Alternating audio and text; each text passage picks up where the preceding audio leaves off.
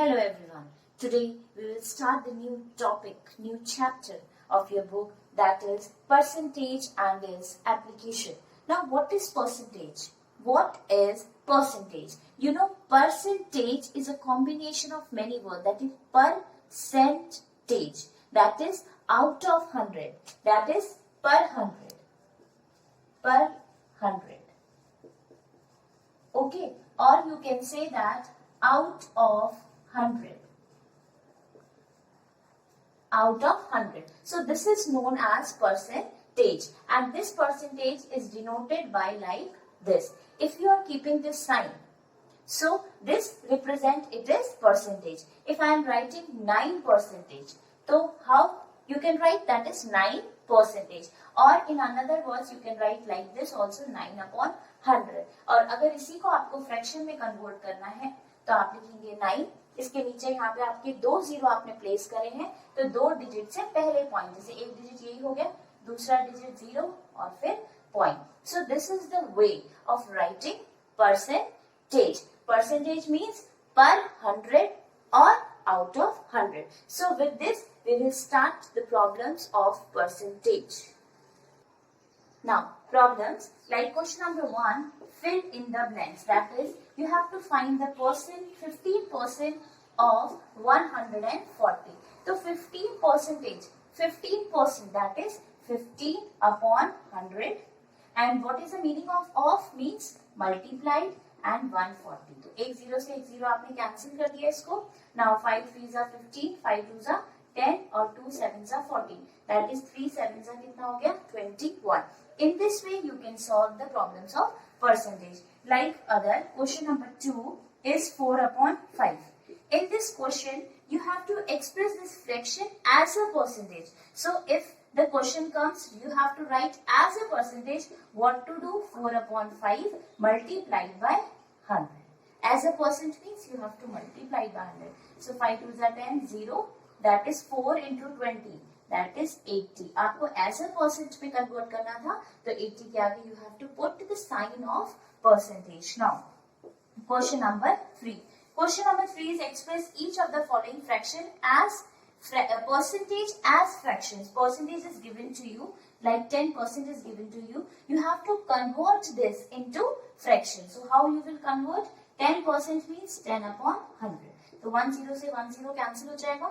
That is 1/10 is in fraction. Okay? Fraction क्यों बोलता है? Fraction is that part which have the numerator as well as denominator. इसलिए इसको आप further solve नहीं कर सकते. Okay? Now question number 4. Question number 4 is find the value of this percentage, that is 75% of 1200. So 75%. 75% means 75/100 multiplied by 1200. So you have to cut this 0 0. इन दोनों zero को आप cancel कर सकते हैं, and simply you have to multiply 75 into 12. अब आप simple multiply कर सकते हैं तो कर लीजिए, अदरवाइज आप यहाँ साइड में एक कॉलम भी बना सकते हैं. That is 75 multiplied by 12. That is 5 2s are 10 का कैरी गया यहाँ पे 1, 7 2s are 14 और 115 cross, 1 5s are 5, 1 7s are 7. That is 5 + 5 10 का 1, 7 8 और 1 9. That is 900. So in this way you can easily solve the problems of percentage.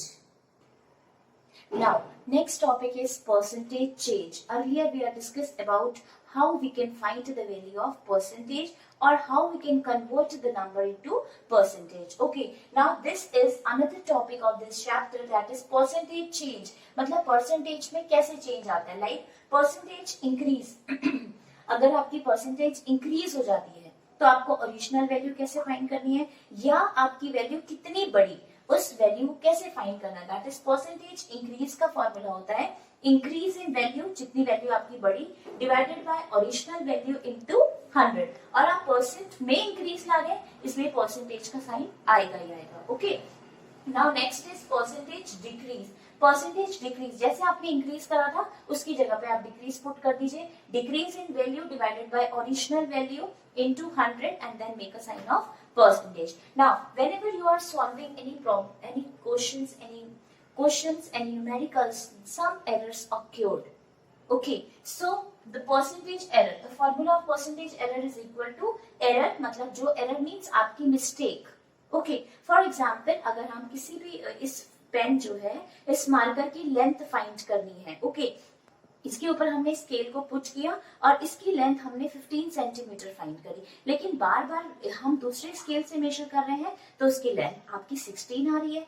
फिर हम check करें 16 आ रही है, दैट मीन्स जो स्केल है उसमें आप जब इस स्केल को इस मार्कर के ऊपर रख रहे हैं तो उसमें एक एरर आ रहा है. एरर का मतलब है मिस्टेक आ रही है. तो कभी कभी जब हम स्केल से किसी पर्टिकुलर इंस्ट्रूमेंट का लेंथ मेजर करते हैं तो क्या होता है, जीरो, क्योंकि स्टार्टिंग में पहले स्केल में आपने देखा होगा पहले जीरो होता है, फिर 1 सेंटीमीटर, 2 सेंटीमीटर, 3 सेंटीमीटर. तो कभी कभी क्या होती है, स्केल थोड़ी सी डैमेज होती है, उसका आगे का पार्ट जो होता है वो नहीं रहता. ओके, तो उसकी वजह से क्या हुआ, हमने जो करेक्ट लेंथ मेजर करी इस मार्कर की वो 15 है, लेकिन उसका इनिशियल जो पार्ट था वो क्या था, ब्रेक था, टूटा हुआ था वो part.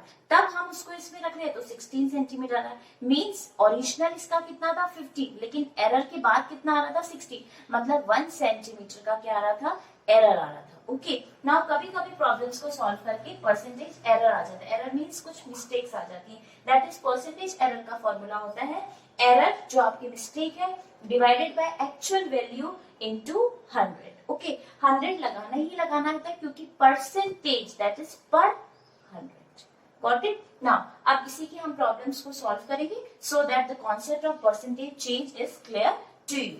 Now, like question number 1 of another exercise is, first is increase 90 by 10%. Okay, now here it is increase का मतलब क्या, वैल्यू बढ़ रही, that is percentage increase. So you have to put the formula of percentage increase.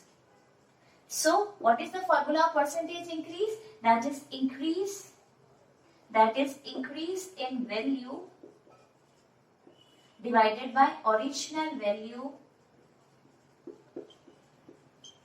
into 100 और फिर bracket close के बाद में आपको परसेंट का साइन लगाना है. Okay, now increase in value divided by original value into 100 and फिर परसेंट का साइन. देखिए, that is 90, increase 90 by 10%, that is 10% means 10 upon 100 into 90. तो एक जीरो से एक जीरो कैंसिल, जीरो से जीरो कैंसिल, दैट इज 9. तो क्वेश्चन में आपको क्या बोला जा रहा है, फाइंड द वैल्यू ऑफ, कितना इंक्रीज हुआ. देखो पहले उसकी वैल्यू कितनी थी 90. ओके, और अब जब परसेंटेज हमने इंक्रीज करके जो वैल्यू निकाली वो कितनी निकाली 9.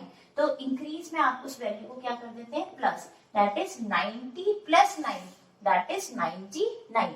ये इंक्रीज वाला केस था इसलिए आपने इसको क्या किया, प्लस कर दिया. अब ऐसे ही करके हम आपको एक डिक्रीज वाला क्वेश्चन बताएंगे so that the concept of that change is clear to you. Okay, now percentage decrease का है next part,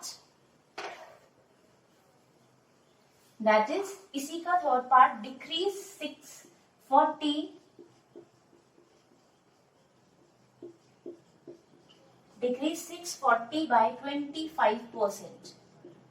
Okay, now decrease दिया, you have to apply the formula of decrease, percentage decrease. So what is the formula of percentage decrease? That is decrease in value upon original value into 100 और bracket close के बाद percent का sign. Now 640 by 25%, that is 25% मतलब 25 upon 100. Okay, now multiply by 640. Okay, now 0 से 0 आप इसको cancel कर सकते हैं. 0 से 0 आपने कैंसिल कर दिया, 5 5 जा 25, 5 2 जा 10 and 2 3 जा 6 and 2 2 जा 4, that is 32 into 5. अब इसको सॉल्व करेंगे तो 2 5 से 10 कैरी 1, 3 5 से 15 और 1 16. ठीक है, आपको कितना परसेंटेज डिक्रीज हो रहा है, 160. तो इंक्रीज वाले केस में आपने क्या किया था, प्लस, बढ़ रहा था, और हियर इट इज डिक्रीज. तो डिक्रीज में आप क्या करेंगे, माइनस. ओके, नाउ देयरफॉर 640 आपके पास वैल्यू थी, उसमें से आप 160 को माइनस कर दीजिए, दैट इज 0 में से 0 गया 0। अब ये 4 जो है वो छोटा नंबर है 6 से, you have to take carry, that is 40, और यहाँ पे क्या हो जाएगा 5, क्योंकि इसने इसको दिया। तो 14 में से 6 को माइनस कर दीजिए, कितना बचेगा 8, ओके। 14 में से 6 गया 8 एंड 5 में से 1 गया तो 4. Okay, now 480 is your final answer. In this way, you can solve the problems which is based on percentage change. Thank you very much.